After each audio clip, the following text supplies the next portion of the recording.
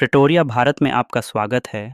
8 दिसंबर 2025 को the Jimmy door show ने एक आग उगलने वाला सेगमेंट पेश किया जिसका नाम था यह अब तक की सबसे खराब बात है जो ममदानी ने कही। लेकिन जो बात एक समाजवादी राजनेता की आलोचना से शुरू होती है वह जल्दी ही एक ठंडी पड़ताल बन जाती है उस भयावह तरीके की जिससे यह व्यवस्था अपने विरोध को खुद ही तैयार करती है, न्याय की भाषा में साम्राज्य को छुपाकर। ध्यान से सुनिए, ये एक नेता पर सस्ती छींटाकशी नहीं है। यह एक गहरा तर्क है कि सत्ता कैसे अपने होने को छुपाकर खुद का विरोध करने का अभिनय करके ही बचती रहती है।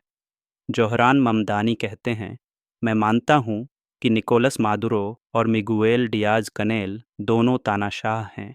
इस बयान से वह दोनों को बलि का बकरा बना देते हैं।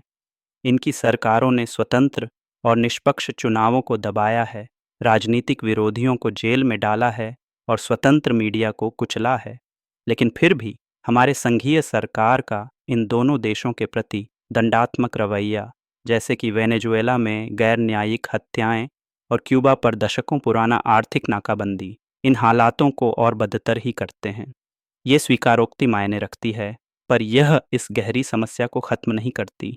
उसमें एक अंतर्दृष्टि है, लेकिन एक विरोधाभास भी। ममदानी अमेरिकी जिम्मेदारी को स्वीकार करते हैं, मगर फिर उसी भाषा और परिभाषा को अपना लेते हैं जिसके जरिए अमेरिका विदेशी सरकारों पर दखल देता है। यही पल है जिसे शो के होस्ट विश्वासघात मानते हैं और उनकी नाराजगी जायज़ है। जैसा कि शो बार बार कहता है, तुम्हारे मालिक हैं, तुम्हारे पास कोई विकल्प नहीं है। तुम्हारे पास तो आइसक्रीम के 48 फ्लेवर हैं, लेकिन राजनीतिक पार्टियां दो ही हैं और दोनों एक ही मालिक के लिए काम करती हैं। यह जॉर्ज कार्लिन का कथन ही असली जड़ है पूरी बहस की, क्योंकि यह समझाता है कि क्यों एक झूठा वामपंथ किसी सच्चे दुश्मन से ज़्यादा खतरनाक हो सकता है। यह सहमति को नष्ट करने का अभिनय करता है, जबकि असल में वह सहमति पैदा करता है। घोर विडाल ने भी यही बात कही थी। अमेरिका में सिर्फ एक पार्टी है, प्रॉपर्टी पार्टी, और उसके दो दाएं बाजू हैं, रिपब्लिकन और डेमोक्रेट। यह ऐतिहासिक दृष्टिकोण इस पैटर्न को सामने लाता है, नियंत्रित विरोध, कंट्रोल्ड ऑपोजिशन।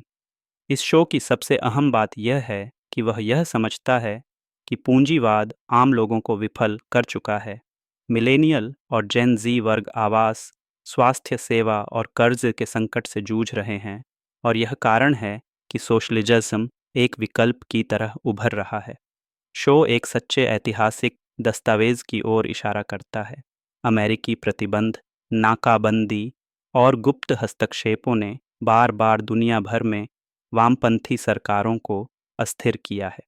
जहां यह शो सबसे प्रखर है वह है कार्य की पहचान में, जब कोई खुद को लोकतांत्रिक समाजवादी कहने वाला नेता उसी प्रभुत्वशाली व्यवस्था की बोली दोहराता है जो संकट की जड़ों को छिपाकर विदेशों में तानाशाही जैसी श्रेणियां गढ़ती है, तो वह अनजाने में उसी व्यवस्था की मदद कर रहा होता है जिसका उसे विरोध करना चाहिए। मगर शो इस बात पर थोड़ा और गहरा जा सकता था कि उन देशों के अंदर भी जटिलताएं होती हैं, भ्रष्टाचार, नीति की गलतियां और आंतरिक विरोधाभास जो महत्वपूर्ण होते हैं।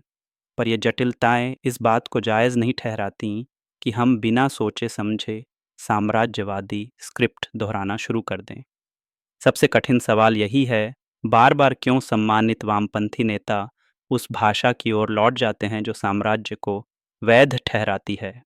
किसे लाभ होता है जब क्रांति का गुस्सा सभ्य संवाद में बदल जाता है? कौन नियंत्रण करता है उस चुप्पी को जो संरचनात्मक बदलाव की मांग को दबा देता है, जो धनिक वर्ग की संपत्ति को चुनौती दे सकता है? नियंत्रित विरोध अब हथियारों की वर्दी नहीं पहनता, कभी कभी वह हेल्थ कार्ड और मतदाता पर्ची के साथ भी आता है। जो लोग सचमुच बदलाव चाहते हैं उनके लिए असली काम है दिखावटी उग्रता को ठुकराना, वो रेडिकल अंदाज जो सिर्फ अनुमति मांगने तक रुक जाता है। हमें यह जानना होगा कि ये बातें कौन लिख रहा है, इनसे किसका फ़ायदा हो रहा है, और हमें ज़मीनी संरचनात्मक विकल्प की मांग करनी होगी, ना कि कोई इंस्टाग्राम योग्य इशारा। जब नकली समाजवादी प्रभुत्वशाली वर्ग की लकीरें पीटते हैं, तो वे उसी साम्राज्य की सेवा कर रहे होते हैं जिसका विरोध करने का दावा करते हैं। इसे कोई बारीकी कहकर टाला नहीं जा सकता। यह असल बदलाव के सामने एक दीवार है, और अगर हम वास्तव में सिर्फ नारों से आगे बढ़ना चाहते हैं, तो इस दीवार को गिराना ही होगा। बस इतना ही मेरे दोस्तों। कृपया मेरे चैनल का समर्थन करने के लिए लाइक और सब्सक्राइब करें। आप मेरा और भी कंटेंट स्पॉटिफाई पर और यूट्यूब पर प्रेटोरिया भारत नाम से देख सकते हैं। जब तक हम फिर से न मिलें, ये थे स्कीपियो अमेरिकानुस प्रेटोरिया भारत से।